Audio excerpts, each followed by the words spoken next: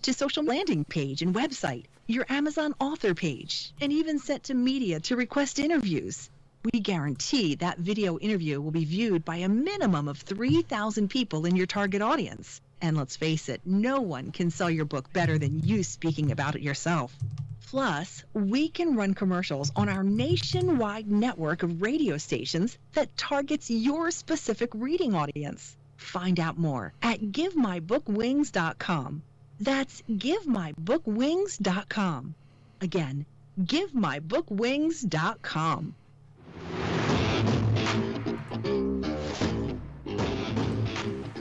That's right. It's the morning show here on ABC News Radio, KBT, 1490 AM. I'm Aaron Michael Sanchez. It's good to have each and every one of you with us. Lots of things happening in the world. A lot of people going, what is going on? It's like everything turned up on its head. And we had to deal with coronavirus. We still have to deal with coronavirus. The latest numbers from Hong Kong are not promising. I know we didn't get to talk about it yesterday, but there was actually news that they wanted to go on another very major lockdown. And some people are like, why so major? Well, their death count actually exceeds the worst day here in the U.S. So that's not good for those that are in China. And then, of course, the question is, what's going on? Which variant is it that's having a big impact on people? And are variants here to stay? The answer is, honestly, yes. Variants are kind of a mutation that develops over time. But the question is, what will help heal it? And the answer is really at this point, research from scientists, researchers everywhere. And that's what we hope will happen, around the corner. I know a lot of you probably saw the union address, and some of you may have questions about what you saw. I know I had questions, and I still have questions about where we're going as a country. But now we have several things that we have said here on the show that actually were addressed in the union address, which is financials. That's one thing, and that's huge for a good majority of you. I think more than what they actually said, and I'm not very hopeful on some of the things that they're going to be manufacturing here on the home front, especially Intel, because nobody actually asked the question. If Intel is moving all their factories here and they're putting a lot of money in and they're actually hiring 10,000 people, that's good, that's great, that's awesome.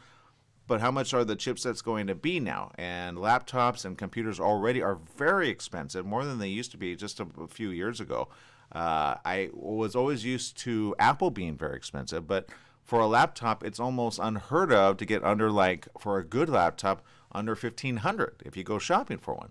So at the end of the day, are prices going to be a little higher? I say yes. I say there's an answer to it. It's very simple, but nobody likes to accept it. We work with our neighbors. And it's very simple. You work with Mexico and you say, hey, well, let's move some of the manufacturing that we used to have overseas next door. It's easy to transport back and forth from Mexico. And oddly enough, a lot of people don't even understand how many products are made in Mexico. I know everybody kind of laughs at the whole Trump thing, but a lot of the suits were made in Mexico for a reason. And a lot of people in Mexico need a lot of money eventually. But right now, they're all very, very, very poor. Why don't we work with our neighbor down south? It's not that hard. And, you move some manufacturing facilities. A lot of people don't even understand this. A lot of vehicle manufacturers are already in Mexico. So it's not unheard of. I say we do a little bit of both. We have everybody brought back here, as he said, buy American, buy American, buy American. But at the same time, if people are dying every single day of coronavirus, you're going to need to expand somewhere. And why not expand south when they have actually very good technological things? Manufacturing is something that they can do. And we just do partnerships. So you have a base here, you have a base in Mexico, and then if Canada wants to do that as well, Canada can. But manufacturing in Canada isn't really a thing, but it can be with certain technologies. But they kind of like to be where they're at. They don't really like a lot of U.S. Stuff because they kind of go, well, what are you guys doing with coronavirus, right? So there's that. But I do feel that we just need to kind of work along our neighbor. And if we work along our neighbor, I mean, it's a very, very long drive to Mexico. But it's not that bad when it comes to our logistics of our trucking industry. Our trucking industry is hurting. They know they are. And because of that, they are wondering, well, what do we do next? Well, I say put trucking industry back 100%, work with Mexico. There you go. There's your answer. And then we don't have supply chain problems like we've had in overseas when we say, oh, all the stuff is there, but it's stuck on the ships because it's a logistics nightmare. So there's ways to solve what he kind of put there, and then a way to solve our war situation, because our war situation is going from bad to worse overnight. And unfortunately, a lot of people are seeing a portion of what is happening, and it is obviously Ukraine. But our very own Jesse Sanchez saw something which seems a little odd and poses a question of what is going on exactly. Jesse, good morning. Welcome to the show. Good morning. So you saw something, and I'm not going to lie, I have no information on this. I'm just kind of looking at it as you are looking at it. But I want to give people some scale of where we are in things, because unfortunately, a lot of people like you and I, and I'm not gonna lie, even my mom was like, when it comes to geography, how can you not know? I go, Mom, how can you not know certain places are at certain places? Sometimes we go to school and we learn our geography, but we forget if we're not there all the time, right? So now everybody's getting a very big, oh yeah, that's right. This is where this is at. This is where this is at. All right. So Belarus is a new hot topic. And Jesse, you know it's a hot topic for a reason. The question is, what is the reason? And go ahead and say it. Yeah, no, I didn't even need the headline to figure out what was wrong. So someone posted a short video of the Belarusian leader, and he's addressing the Security Council and stuff like that. So I'm not sure if he realized he was on TV. But yeah, as I was watching it, I'm like, is this guy really like showing off their battle plan? If there is a battle plan in general. But like, yeah, so like he's addressing the Security Council and the whole map and the invasion and stuff like that. And yeah, no, it looks like they already have stuff already planned out and what they're gonna do and stuff. So yeah, no, that's really scary, especially stuff that hasn't happened yet. Yeah, well, okay, and for those that are kind of wondering where is what and where do things go, right? I'm going to show you a map. This is Google Maps, by the way. I really like Google Maps because Google Maps is obviously really cool, especially when you zoom out. I'm just going to zoom out a little and kind of give you perspective, all right? That's north. There you go, Greenland. All right, we're over here, United States, right? So let me zoom in, and I'm zooming in Belarus and Lithuania, okay? So if you see this here, Belarus, let me see if come back. There you go. Belarus is right in the middle, okay? To the right is Ukraine, right about here. All right, I'm going to zoom in a little bit more. Here's Ukraine. Here's Belarus. Now, here's Latvia, Lithuania, Estonia, and then, of course, this big thing right here is all of Russia. Okay, and it's kind of hard to see. I get that. I'm trying to center this. How do I center this? Yay. So Ukraine is in the news, yeah? Obviously, Russia, all of this area, is going right into the Ukraine. But over to the west is Poland, and then to the west of that is Germany, all right? And then you've got France, you got Italy, Rome, right? So, sorry, the world kind of skewed itself on this map. But my point is this. The reality is, Jesse, we're dealing with a very big country, which is Belarus, which a lot of people don't talk about. But this is the lead guy, right? Yes, his name was Alexander Lukashenko, the Belarusian leader. And apparently him and Vladimir Putin are BFFs, so that's never a good thing. Yeah, so the question is he going to get a call from Putin saying, what are you doing putting this on television? Now, it says this in a short video posted by a Belarusian journalist. Mr. Lukashenko is seen pointing towards a map which divided Ukraine into 4 parts and appears to show Russia's line of action, target points, and the order in which Ukrainian cities will be attacked. Whoa, man, oh man. So, in one way, that's good for us to say, okay, well, this is your battle plan. I get this. Is he like, is he kind of be like, hey guys, this is what we're gonna do? And he's that guy, the friend that you don't want in your team going, hey, I'm bragging about what we're all gonna do. And if Belarus is the one kind of heading in a direction, then he's gonna obviously be a part of this. Now, it says here he was addressing a Security Council meeting, and this was yesterday. All right. The video was published by a Belarusian pro-state Telegram channel.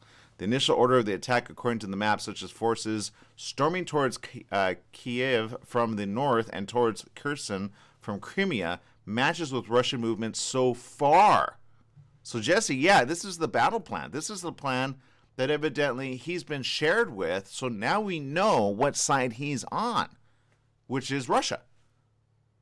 Right. So, yeah, he's probably be like, yeah, no, we were just playing it.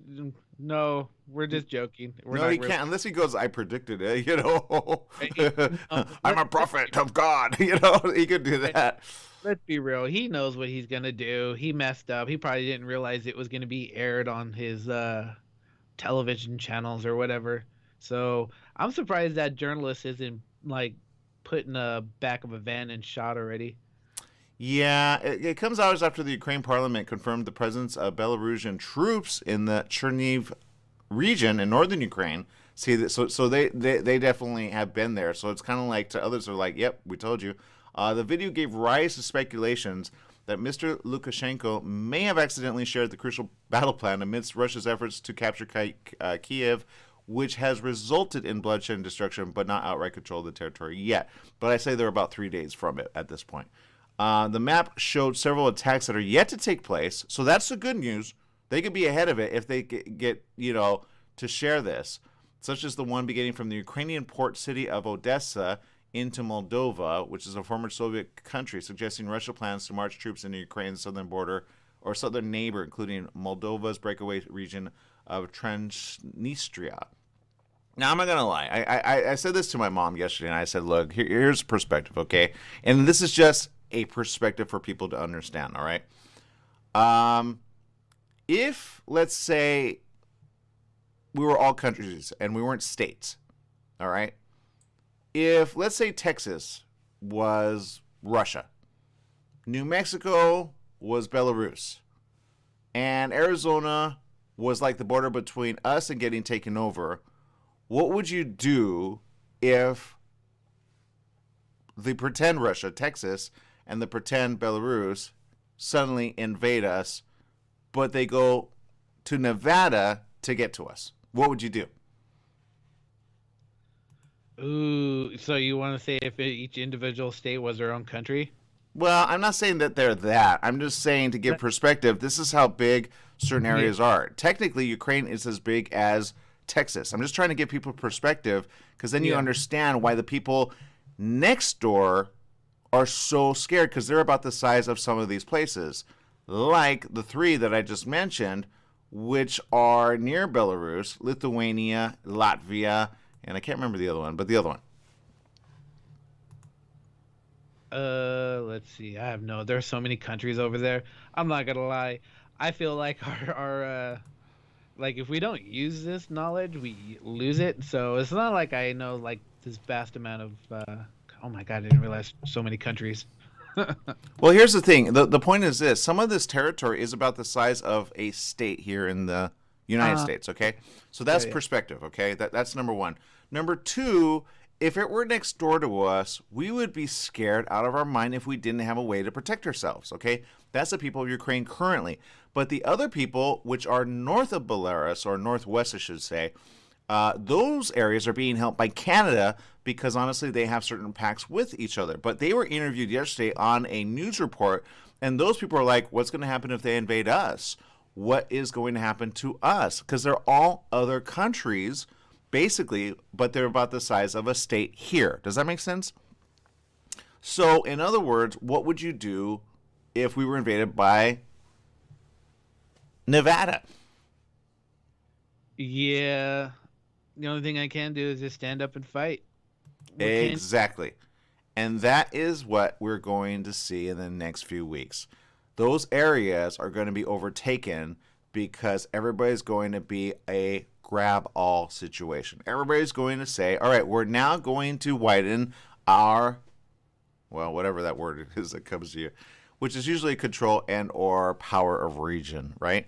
And that's what's happening in the next few weeks. So we're seeing this escalate in a very bad way. And honestly, this is the beginning of World War III, period, end of story. I've said it. You've probably seen some news articles stating that fact.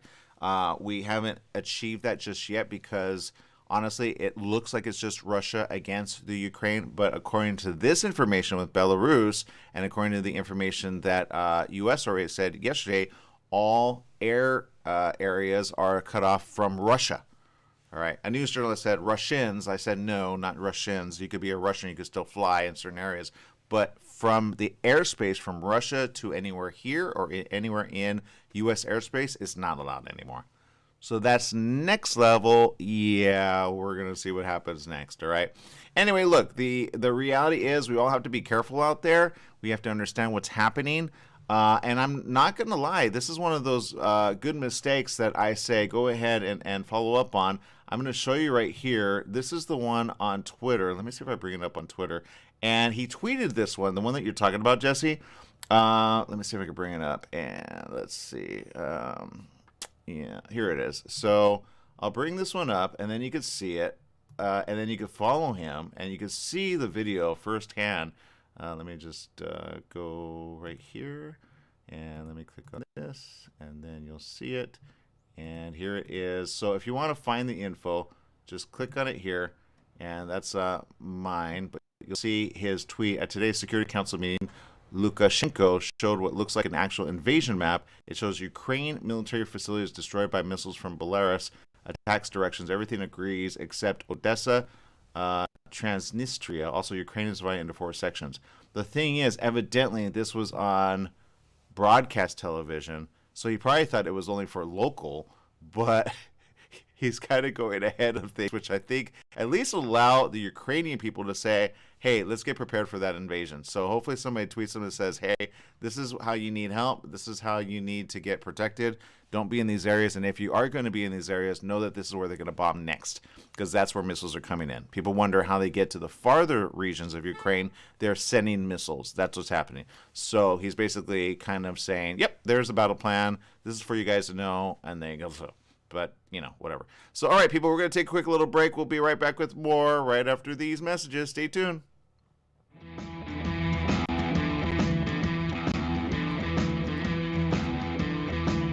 The Holiday Inn Express and Suites in Banning is distinctively suited for your travel time out of the car. You'll find a courteous, welcoming staff and spacious rooms with desks, flat-screen TVs, and comfortable furnishings. Enjoy the complimentary breakfast buffet, high-speed internet, and a fitness center and pool, conveniently located off the freeway near golf, gaming, and entertainment. For reservations and information, call 951-572-5500 or go online to hiebanning.com. Hi, everyone. This is Bernadette, the host of One Life Radio, your #1 source for alternative and holistic health since 2011. One Life Radio is designed to educate and inspire. Visit us at oneliferadio.com because you get one body, you get one mind, and you get one life. Get out there today and make the most of it. Tune in weekdays at 1 p.m. on 1490 KMET Smart Talk, ABC News Radio. The staff and families at Custom Care Solutions caregivers take this time out to recognize and salute the Palm Desert men and women in uniform, standing tall for our political and economic freedoms around the world. Let's always remember them in our thoughts and prayers. Their efforts abroad and our support have kept America strong. That message was courtesy of your good friends at Custom Care Solutions caregivers, 42201 Beacon Hill in Palm Desert. They're always working to keep our community moving in a positive direction. Take KMET 1490 AM with you everywhere you go by downloading our free smartphone apps found on the KMET website, KMET1490am.com. You can also go to the Google Play Store or the Apple App Store on your phone to download the free app. Now you can listen live or play any of your favorite programmers' podcasts using your smartphone. Go to KMET1490am.com and download your free phone app today. Your health truly is the greatest gift. At U-Theory, quality of life is at the heart of every product we make. From farm to shelf, we travel the world to source the purest, most efficacious, and clinically studied ingredients to create science-backed supplements that support beauty, emotional, digestive, and physical well-being. All U-Theory products are manufactured at our Southern California facility, ensuring the highest quality standards every step of the way. As a family-owned company, we celebrate the power of human potential with a mission to inspire wellness in all. Try U-Theory Immune Plus Daily Wellness, 100% daily values of vitamin C, D3, and zinc. Go beyond the you of today and catch the you of tomorrow. U-Theory.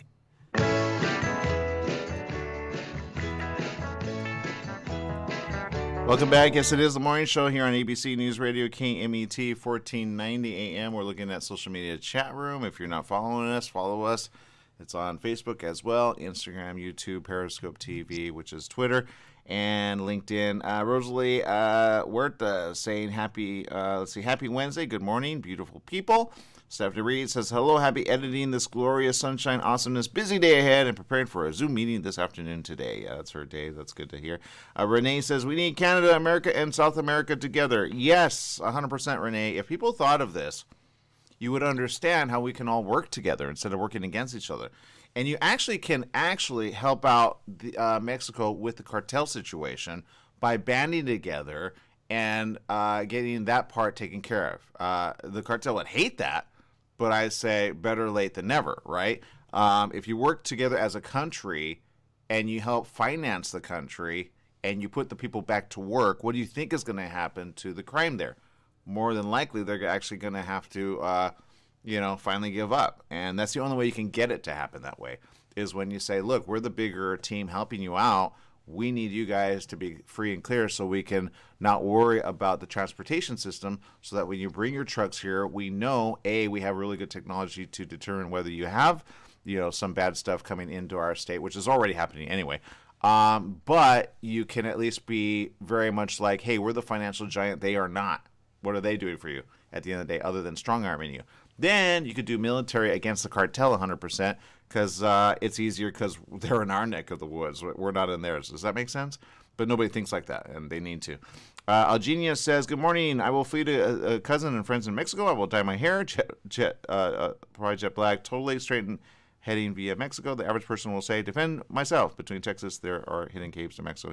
Yeah, there are actually underground caverns and areas to get kind of around all that. But again, when you enable a country to be rich, or at least, help their people with manufacturing, then you understand why it makes sense. I mean, you go, okay, I get China. We've been, imported from them for quite some time. But if they're going to sit in the ocean for that long, A, how much money does it take to transport them via ocean liner? And B, I'm not saying dry up help from them, but at least allow for there to be a way for our neighboring countries to work together with us rather than be divisive against them, right? If you could do that, you can make sense of it. The smart countries do that, by the way. We're just one of those that actually do not. I don't know why. But there you go. All right. In other news, Jesse, what's going on? Yeah, have you seen the prices for gas recently? More than you know, man. But have you traveled to Texas and then see the prices from state to state to state? Yes, my friend sends me pictures of gas prices in Texas, and I tell them to shut up. Wait. I have to say this really quick. I was in the vehicle with my friend. His name Jonathan, okay? And he literally went to a gas station and he goes, "Oh, they're too high." And I looked at him, and the price was, I want to say $3.35. Okay, I know, right? For us in California, we're like, "You're kidding me, right?" So he was like, "It's too high." So he goes down the street, probably a good mile and a half, and he saves basically, I think like a dime, right? $3.25, and I was like, dude, I don't want to hear it. And I actually told him that. I said, do you understand we're paying? Well, go ahead, Jesse. I'll take you to your story with that. Yeah, no, because I saw a TikTok, and this woman, she was this is just a warning for a scam, okay? Since gas prices are high, people are trying to scam free gas or whatever. So this woman, she puts her card in the machine, and she takes the little nozzle, puts it in her car, and starts to pump. And she realizes when she stopped that it's still pumping. She could not figure out why. She was just like, she took it out and it's still pumping. Uh-oh. As she's moving the camera around, within 5 seconds of seeing that video, I instantly realized what was wrong. What happened was, the person on the other side of the machine, dispenses gas, they took her hose, hooked it up on the other side, and took their hose and hooked it up on her side. Oh. Do you see what I'm saying? So they switched it out somehow? Yeah, so because they're long enough to where they can reach the other side. Okay. So what she did was she switched it. So the moment she put her card in, she started pumping her gas, and she was out of there before she even realized what was happening. Oh. Because she's freaking out and stuff like that. So this is just a warning. Check the hose. Make sure it's connected to your proper to their proper one.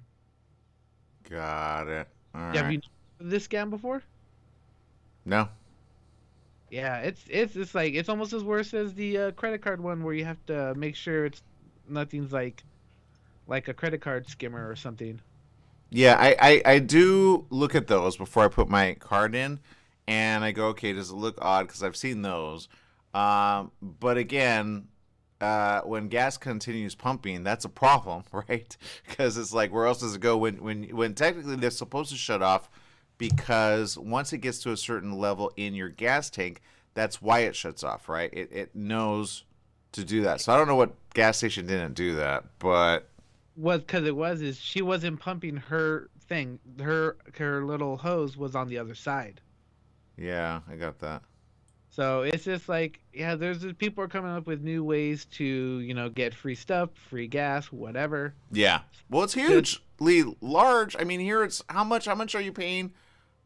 Again, I would love to pay $3.25. Anything under $4 right now is just heaven. But no, I think we're almost up to $5 now in some locations. $6, man. $6.20. $6.20. All right. And I know in certain areas of California, it's higher in certain like gas stations. I'm like, and I've sat there. There's one near Union Station, all right? It's always seen as the highest one. But that's a barometer of the highest that it will ever be. But I sat there and I go, how would you want to fuel up? Are you from out of town and you don't know that the price is lower down the street at an Arco? And then I go, okay, maybe that's what it is. Somebody forgot to like put gas in, so they're kind of like, I need to have enough gas. So there you go. What are you guys paying across the country? I'm not going to lie. I do not mind you posting, $3.80 and that being high. I don't mind you posting $4.20 and that being high. But $4.20 is a minimum here. Lately, it's been like $5.15, I think, $5.10. It's ridiculously high. And it's like, how much higher do we have to go? And I'm not going to lie, Jesse. Once I got out of California and I got to Arizona, I was like, all right, that's normal. Then I got to New Mexico. I'm like, all right. And then I got to Texas. I'm like, you're kidding me. Texas has that lowest of the rates. They're the biggest amount of people that need gas. So I don't know, but there you go. All right. We're going to take a quick little break. We got to pay the bills over here. We got to pay for our own gas. Seriously, it's ridiculous. We'll be right back with more right after these messages. Stay tuned.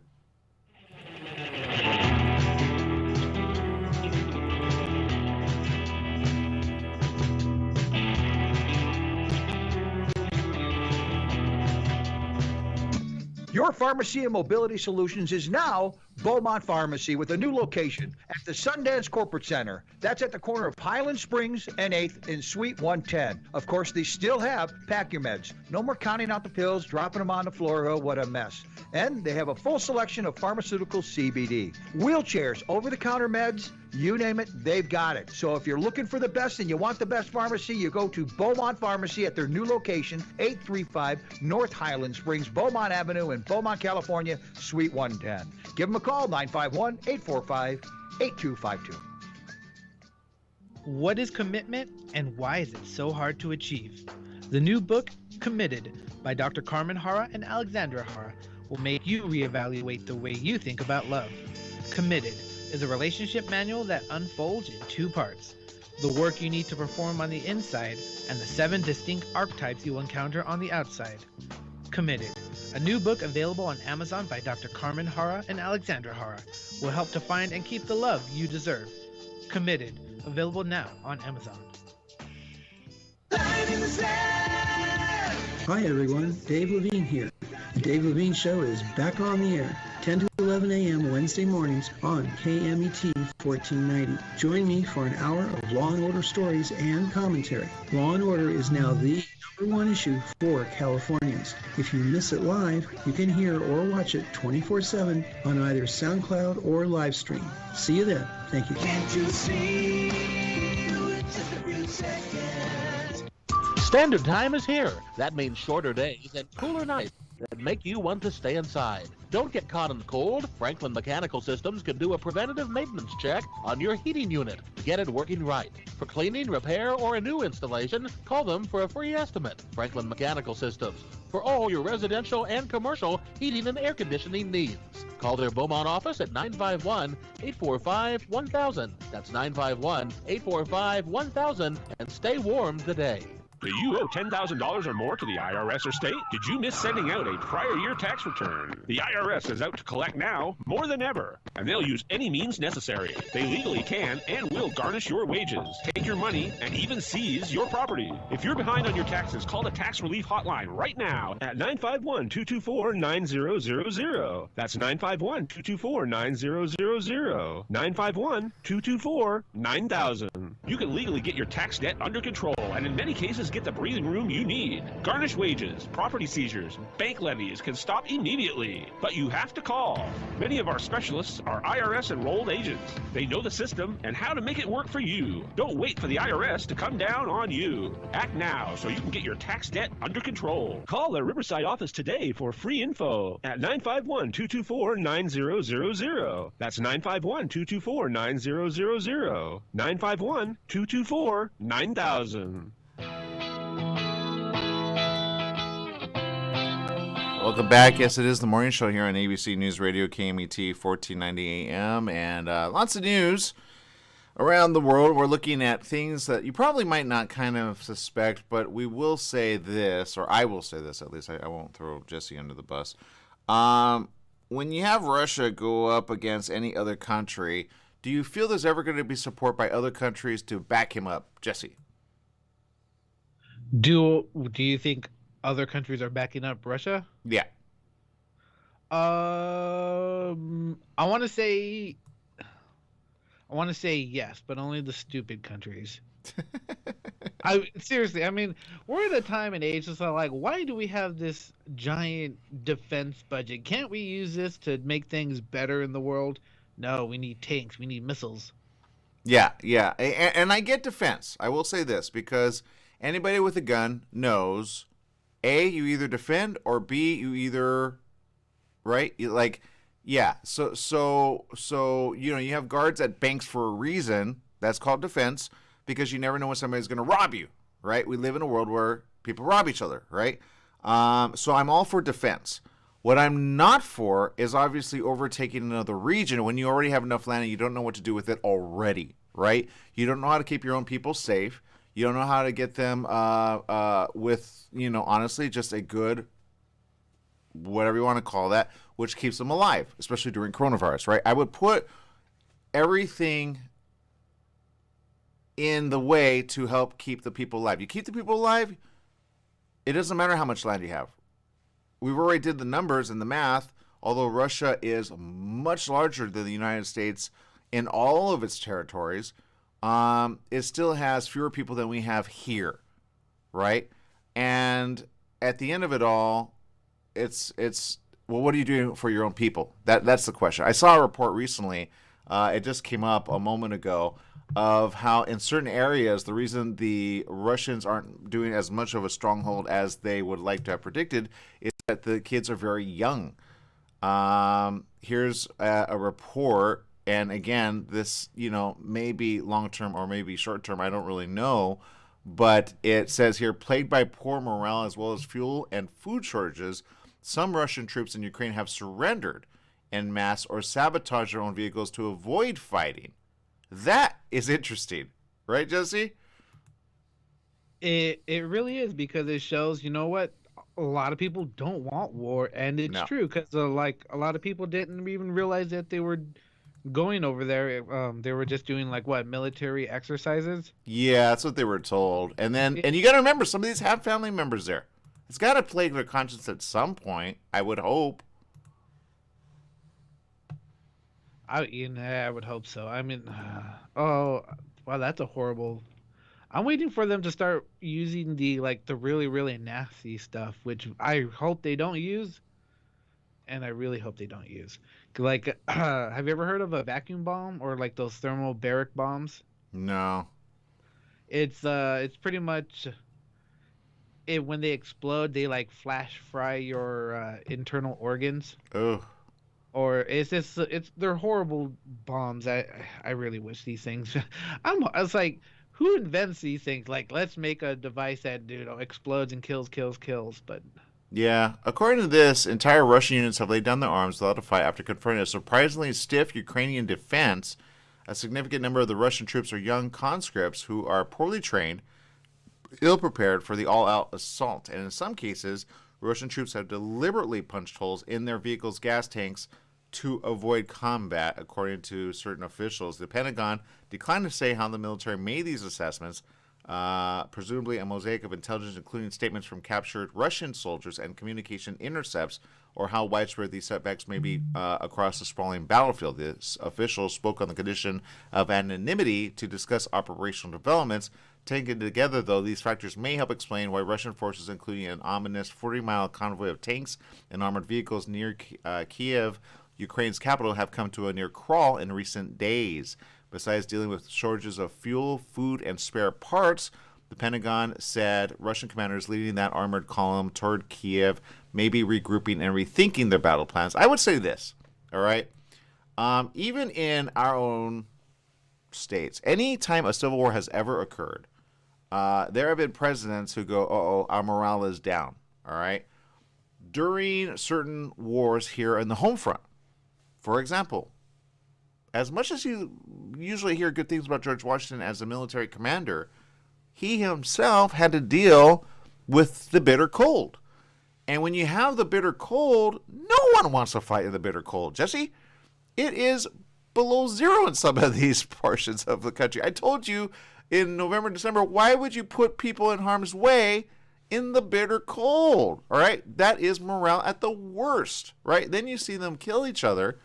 Some of them have family members in Ukraine, and some of them probably are seeing the women stand up for themselves, saying, "Joey, is that you?" And then they get shot in the head by someone else. That does something to somebody's mind, right? That's I know your facial expression says it all, but that is what happens during a time of war. So of course they're saying, you know what? We're done, man. We're so sorry. I can see some even flipping in order to protect the people of Ukraine, because it's just not right. Now, having said that, that might be a small thing for now, but it's a good thing to keep in mind. All right, not all Russians want this war, period, in a story. And when you understand that, you understand, it's the leaders and the military people that want to gain control of certain countries. All right, that is where we're at. Like this other guy that you just kind of showed from Belarus, right? So, yeah.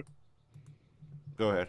No, I said go ahead. What about him? But he is one of those guys. You could tell by the way he just carries on. He's very happy about the situation. If you look at the picture that you see flashed up on our newsfeed, and for those of you tuning in on the radio, just follow us, Aaron M. Sanchez or KMET 1490 AM. You'll see it there.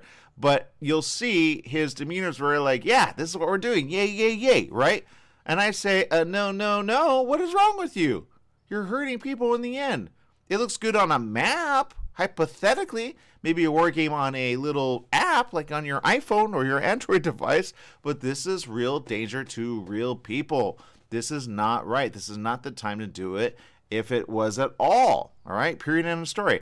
So now you got something else looming. All right? And when I asked you the question, Jesse, it was a question to get you to think about who's going to come to the aid of Russia when U.S. says, okay, we've had enough of you. All right? And I said this to my mom, and I said this in a way for her to understand this is what happens in the world. People start aligning with others. Russia is not alone. All right? So I'm going to read this headline, and here it is. Russia said it's pushing ahead with building a massive natural gas pipeline to China as Western sanctions rock its economy. Now, when I say that, Jesse, what is the first thing that comes to your mind about China? Considering the vast majority of our stuff comes from China, yeah, it doesn't look good because I'm assuming we'll probably end up cutting them off. And, well, in many ways, Trump already did that, yeah. Which is why financially we're suffering, all right? Which is why financially certain places went over to India, right? Certain manufacturing facilities said, no, we're going west, right? So the reality is that we're already not in a good way with China. Okay, that's number one. Number two, when Russia says we're going to push ahead with our plans to build a massive pipeline carrying natural gas to China, which they are a very, very big supplier of natural gas, they're saying in essence, hey, we're going to help you out. We know we're not being helped out by the West, but I think we kind of align in this way. Then you have that discussion. Then what happens? You have nuclear country with nuclear country. And if you think China is weak with nuclear, no. This is how they mass against U.S. and all of the other supporters. This is why World War III becomes World War IV, becomes World War V, World War VI. This is what's going to carry on into the future years. And this we are not ready for, people. All right, if we were in World War I days with little bombs that, and I say little conservatively because these type of bombs are massively destructive based on new technologies, right?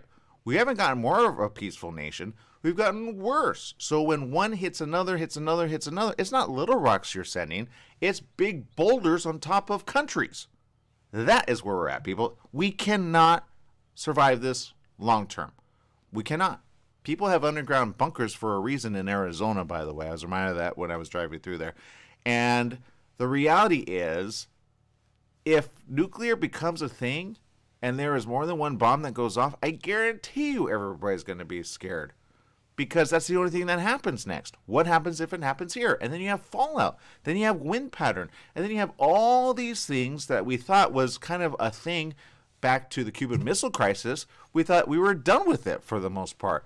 And there was a slow kind of like unsettling of it, like in the 80s and the 90s about disarmament and such. I remember that because I was a kid then. And I remember, kind of thinking about it. And then in the early 2000s, we really didn't think about it because we thought of missiles in a different way. We thought terror attacks. Again, Taliban, which I'd say, oh my goodness. And, some thought, oh, yay, we finally got, one of the members. Yeah, you did. Osama bin Laden. We haven't heard his name for quite some time. But Osama wasn't the only one. He had a bunch of other ones that he teamed up with. So the question is, who enabled them? Well, obviously, we know if you go further back in the 80s, the U.S. enabled the Taliban. Well, now, did they have the missiles that they have now from Russia? No. They were not as big of a country to send a missile and as fast as they can, as Russia has. But China has a supersonic missile that they've already tested that even the U.S. in December did not know they were going to do. And that's a very hyper fast. If you look up Sonic and China, Jesse, you're going to be like, are you kidding me? It's a hypersonic missile, okay? It travels so fast, it's basically from there to here within minutes. It doesn't take hours, just so you know. It's that fast. Okay, you combine that with Russia, I guarantee you we're already lost. Period, end of story. So you have to get ahead of it. How do you get ahead of it? You honestly take him out as quick as possible before he gets to that stage, because China will be next, guaranteed. You've already set it down the line, and I'm going to say this, Trump set us down the line to be against China. When we could have worked with them, we could have been okay with them. We do get a lot of supplies from them called chipsets, technology, cell phones, other devices. We are so divided right now as a world. We're going next, whatever you want to call that. What'd you find, Jesse? No, I'm just looking at the sanctions and stuff like that, and just people going in lines at ATMs in Russia trying to get money out. It's horrible right now. I don't understand how, oh my God, how something like this could actually happen. Like, who lets people go and stay in power for this long? Well, how did it happen so quick, I think is the question, right? How did it escalate so quick? Well, we've been talking about, we said watch Ukraine and Russia. Watch it, watch it, watch it. We've said that for the last, I want to say, 6 weeks as it was building up. And I know in 2020, I said watch China and watch India. I said that. And then, thankfully they backed down. They made peace because they had a little border conflict. You remember that? But I said if these go to war, boy, oh boy. But here's the question of the day. Will India support the U.S. and will China support Russia? The answer is yes. Those alliances have already been made behind the scenes. There's news articles left and right that show that. So the question of the day is, how far is this going to go? And what are we going to do next about it? I say this, watch your six. Okay, watch your six. All right, watch that. Especially in certain areas where you travel to, watch your six. You never know when a fight's going to erupt just because of hate. I guarantee you the Russian people are not going to take this for very long. The fact that imagine going to your ATM, Jesse, and you cannot get cash out. All of your cash is locked up. You cannot get cash. This is the people of Russia. Right. And the fact that it could be tied down that quick, isn't that odd? All you need is a cyber hack here in the U.S., which I'm not going to lie, Russians and Chinese are very good at. How many different Russian attacks did we have when it came to cyber? I'll call it cyber, whatever you want to call it. Cyber warfare. Yeah, in the last few years, right? So that's coming next. It already has. They've already infiltrated a lot of people's stuff. So you have to at least say, okay, I need to change my passwords, and I need to make sure I have a certain amount of cash on hand in the event that things go south. That is what I would say right here, right now. All right, get a certain amount of cash. I don't say all of it, obviously. People always say, no, don't say that because then our economy is going to drop. No, not if you take your own cash. It's stock market cash. That's when people kind of say, oh, that will bottom everything out if you kind of withdraw all your money right away. Just like Bitcoin. If everybody all of a sudden said, hey, I'm going to go withdraw my cash all of a sudden from Bitcoin, that will have an impact. I'm saying from your own bank account, it doesn't make sense to have it all in there when you're ready to go to World War III. It makes sense to have a little bit of cash on hand. And there you go. Don't have it all on hand because then there's robberies and such. So figure out good ways to kind of hide it and don't carry it all on you because there's going to be desperate people that are going to rob everyone and then some, right? Just have enough to basically say what will keep you kind of going for the next, 3 months to be able to purchase food, gas, and transportation. If you think like that, you'll be fine. If you don't have that much, then I say still be fine. Keep a good portion of it in the bank, but have a good amount in the event there was an emergency. So at least you could get access to it for a good week and a half, right? So a week and a half minimum, get that much, have it on hand, hide it away, put it in a safe place, and have it on hand just in case, all right? Don't spend it, though. That's number one. And number two, be aware of what happens around the world as it happens, and as it happens, it's going to happen very, very fast. All right, I hate to say this. The people of Ukraine need to continue flowing to Poland. All right, Poland is 100% ready to back them up. Certain vehicles have already been shipped there because they're ready to put kind of a border between Poland and Ukraine, and it's called "Do Not Pass This, Russia." All right, that's what's going to happen. So the people already are fleeing. I think I saw certain estimates of 600,000 already on their way to Poland. They need to continue doing that. Keep going west. Keep going west. Keep going west. And if you're going to find support in Poland. All right? I know that's where the U.S. is going to be 100% because Poland has 100% alliance with Europe and other countries that are helping them out. France, too. France is coming into this very heavy and strong soon because they understand they've been through World War I and they've been through World War II. So there you go. All right, people, we're going to take a huge break. We'll see you tomorrow. Same place, same channel. If you want to continue the discussion, follow me, Aaron M. Sanchez, on all platforms. I'll be talking about this next. But Jesse's got to go, and check out our app, KMET 1490 AM.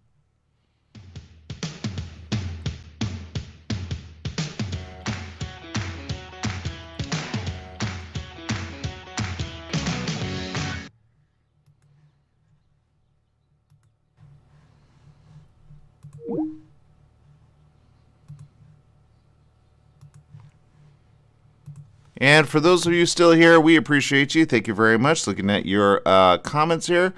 And let's see. A big shout out to Mark. Thank you for tuning in. Let's see.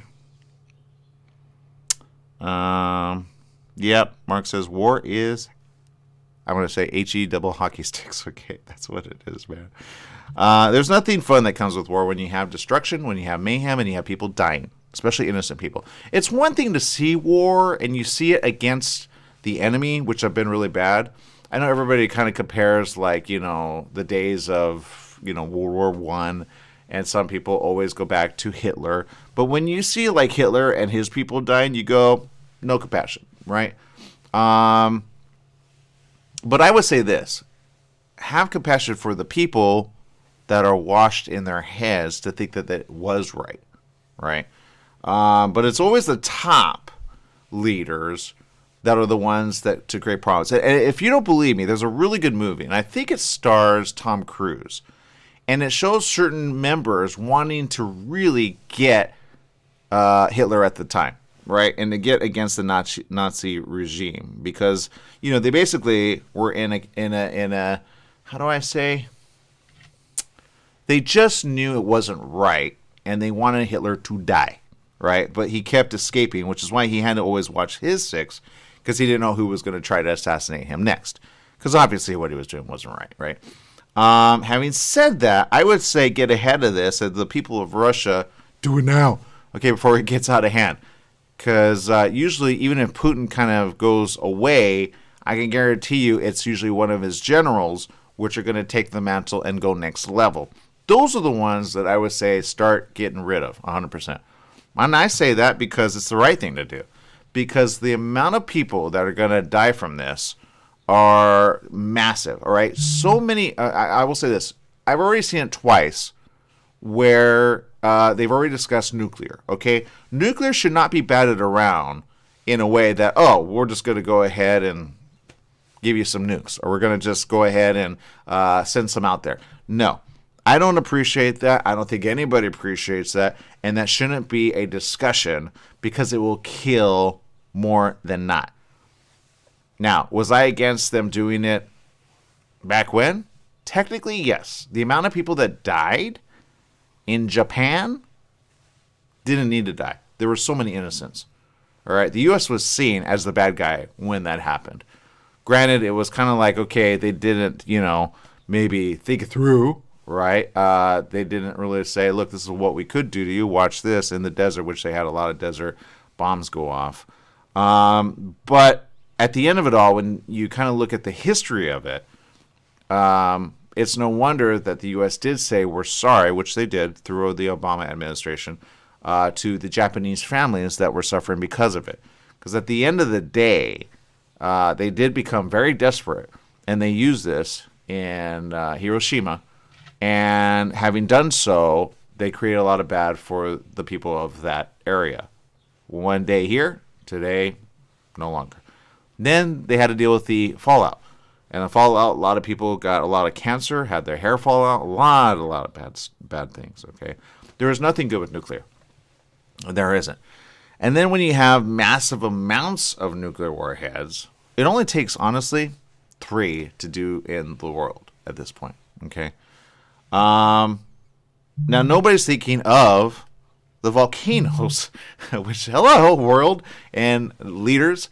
We have a total of, I think, 53 active volcanoes around the world. We've never had that many active volcanoes. For a volcanologist, it is like, and I hate to say this, but if you've ever listened to volcanologists, they're like, wow, because they've been studying this for so long. So to see the actual numbers come in, they're getting massive amounts of data, and they're going to use it for the years to come, but they're getting massive amounts of data that they are like a kid in a candy store, because it's a volcanologist's dream to be there when a volcano goes off. Do you understand? And that helps their numbers, that helps their math, that helps their predictive models, that helps a lot of models actually kind of say things, but it's at the worst time. It's at all, the part where people are losing their lives and where they erupt. But here we are with people just wanting territory because they're big, big babies. I said that about China and India way back when. And thankfully, they backed off and they backed down, right? I said that. Now I'm saying it about Russia. Russia, you're a big, whiny baby. Period, end of story. Why do you want more land? You can't even deal with the amount of land that you have. Is it so cold in your section of the territory that you're like, I need to warm up? Is that what's going on? Come on. Seriously? At a time like this, your own people don't want to fight. They are sick with coronavirus. Yeah. Are you able to get ahead of that? No. How many different vaccines do you have to get ahead of it? I think you already have OM3 there. Yeah, OM4 is coming. Then you have M possibly. Well, maybe you don't, because maybe territory hasn't really. I don't know. You're probably going to sequester yourself from the rest of the world. Yeah, that's coming next. Within the next 3 weeks, that's coming. So now your own people are going to hate you within the next few weeks.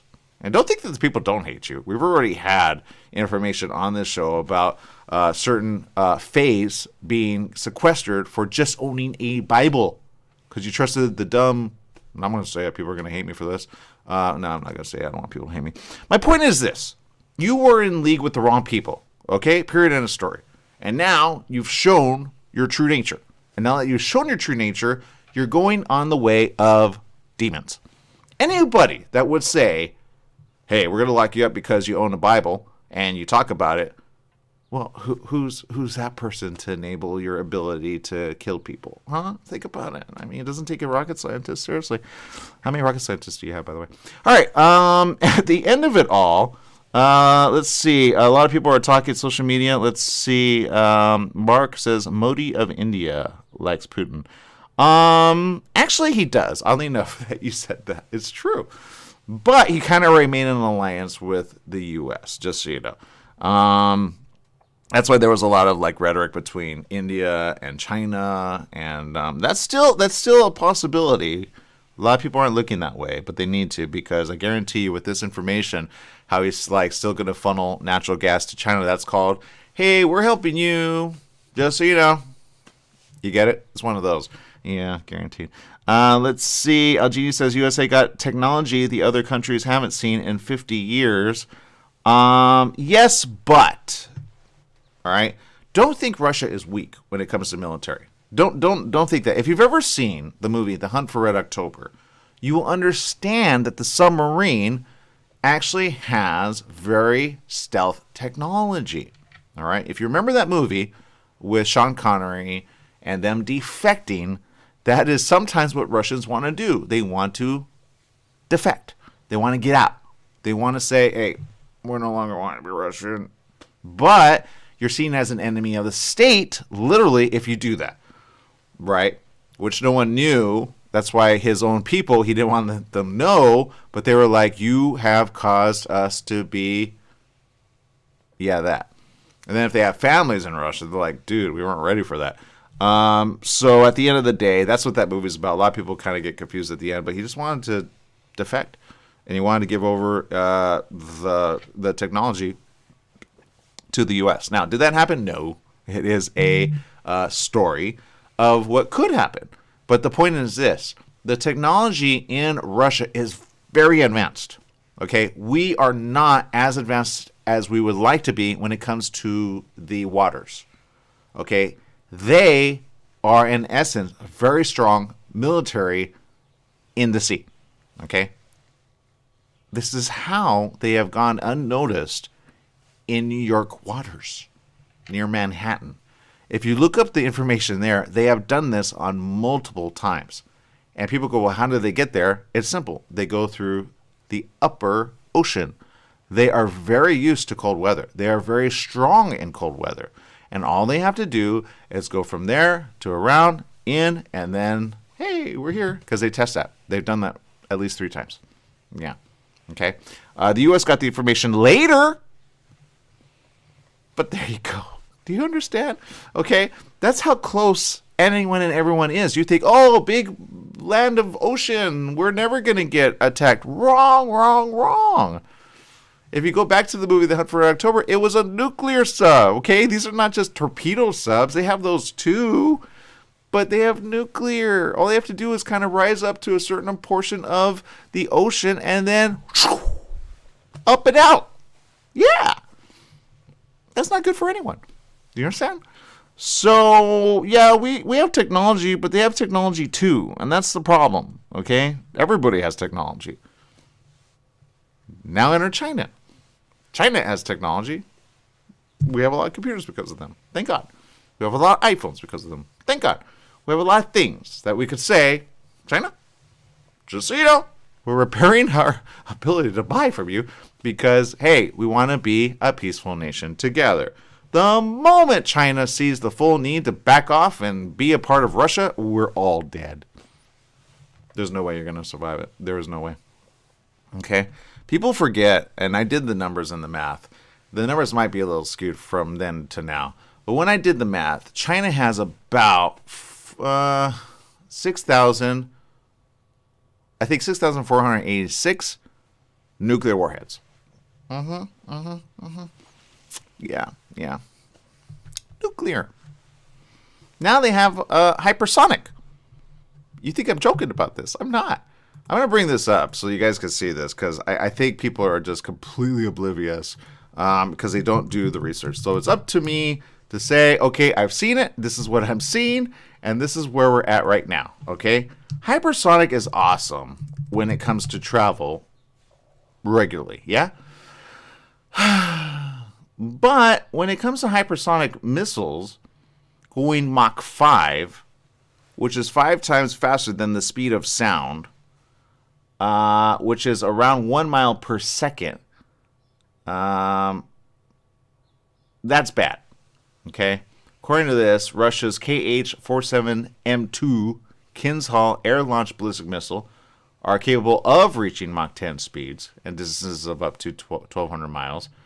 But the one that was actually launched is the one in question. That is why certain officials here in the home front of the U.S. were honestly wondering how it got ahead of them. All right, and that happened in December, by the way. And I saw it, and I said, whoa, what does that mean for us, right? So when you see that, you say, what next? When it comes to technology, we just don't have what we need ready. And I'm looking at several different articles. But, yeah. Then I see this one. Attention, Hungary. Kim Jong-un makes Putin's bloodbath all about him. I'm not sure what that means, but let's see. Oh, here it is. Oh, the Daily Beast. Okay, that's actually an interesting article. Vladimir Putin has a soulmate in Pyongyang in the form of North Korea's leader Kim Jong-un. Yeah, I could have told you that. I had this discussion this week with my mother saying, you do know that the worst case scenario is China, North Korea, and Russia band together and they become a heavy hitter. Yeah. And then I see this article. Hours before Putin ordered his nuclear forces to go on high alert, North Korea put out an analysis showing the parallel between Putin's fears and Kim's need for nukes and missiles in the face of demands by the U.S. and its allies for denuclearization. The commentary issued by the North Korean Foreign Ministry read, "The greatest danger the world is now faced with is high-handedness and arbitrariness of the United States." Basically, yeah, we don't like the U.S. Can you help us out? Yeah. And its vassal forces that are shaking international peace and stability at the basis. In other words, they're the ones causing it, not us. While Putin accused Western countries of unfriendly actions, that's called sanctions, that called for a special regime of combat duty, meaning preparations for nuclear warfare, North Korea said the United States and its vassal forces were to blame for all of the world's problems, including the crises in Ukraine. Of course. I told my mom they were going to spin it like the best of them. This is how they're spinning it against the U.S. Where are we all from? The U.S. That's called propaganda. Let's stick to the facts, people. We're not the ones who invaded Ukraine. You did. Duh. We're the ones here to help them out. We're not the ones who caused this. Did you? Then the question is, well, we only did because... It's like, do these people not communicate in... Oh, that's right. They communicate only the way they want to in order to spin it. These are the countries that spin. All right? Then I say, no more spinning. Stop spinning. Stick to the facts. The commentary was the first response from Kim's regime to the Russian invasion of Ukraine. It showed how Kim shares common cause with Russia against the U.S. and other countries. Yeah, we're not alone, by the way. That's the good news. The bad news is we are alone on this world, people. We all need to survive coronavirus. What's wrong with you, people? Come on, Kim. Seriously. Even your sister, I would expect this from you. Come on. Russian forces rampaged through Ukraine. Kim has seemed just as willing to risk mass killing on the Korean peninsula. It was as though Putin had been on the line with Kim, talking about the need for nuclear defenses against all the bullies who both believe are ganging up on them. Of course. A bunch of kids with nuclear weapons. Grow up! Seriously. Talking about people's lives. My God. Dumb. Do you have family? Do you want them dead from a nuclear weapon? No. Stupidest thing I've ever seen. Kim ordered another missile test, his 8th this year, his first since the Beijing Olympics. After conducting 7 missile tests in January, North Korea held off on tests during the Olympics. Yeah, at the request of China. Oh, look who's in bed with each other. Little brother, let's not do that. Yeah. Which didn't want them to distract from the glory of the games. Of course. Told you, they weren't going to do it during the games. North Korea's response to the invasion put the North in lockstep with China, where a foreign ministry official accused the U.S. of fanning the flame and asked, how do they want to put out the fire? You guys are selling it in a really weird way. You got to stop paying attention to your state-run stuff. It's dumb. Yeah, there's a lot of information here. Message of the North Korean commentary was far more disturbing, considering the North has reportedly gone on fabricating nuclear warheads since its last nuclear test in September 2017. North Korea is estimated now to have about 60 nukes. I would put that maybe at 30. He always overemphasizes what he has. 30, I think, is what he has. Still, not good. Just takes one. At its nuclear complex at Yongbyon, about 60 miles north of Pyongyang. Yeah. Well, we're at a moment of time where we're going to say what is going on to the rest of our world. Did you not do the math about volcanoes? Those are about the next thing to do us in, just so you know. So you might launch 3 to 4 to 5 to 6 nuclear weapons, but you're still going to have to deal with the shift that is here already. The world kind of does that when it has so much carbon in the air. What? Mixed in with your nuclear weapons of fallout and radiation? Boy, oh boy, are you dumb. So at the end of the day, here's what we need to do, people. We need to make sure we can be safe. We need to make sure we get somebody to make sense. And we need to make sure we have intervention at the highest degree. So I hate to say this, but I'm going to say this. You need to start praying because we're right there. But on a purely physical level, since we're all here, obviously we're not there, we need to say this. Stay safe, be ahead of it, save your money, get ahead of it, stay safe, be ahead of it, and then hope that we have divine intervention, because at this point, that's all that's really needed at this point. It's sad but true. All right, so do that. Be awesome. Be great. Take care of one another. Remember, life is worth living. Although this may not affect you personally right here for the next few weeks, yeah, see it coming, don't you? All right, people, make it a great day, whatever you do. Remember, life is worth living. Live it well. Bye-bye, everyone.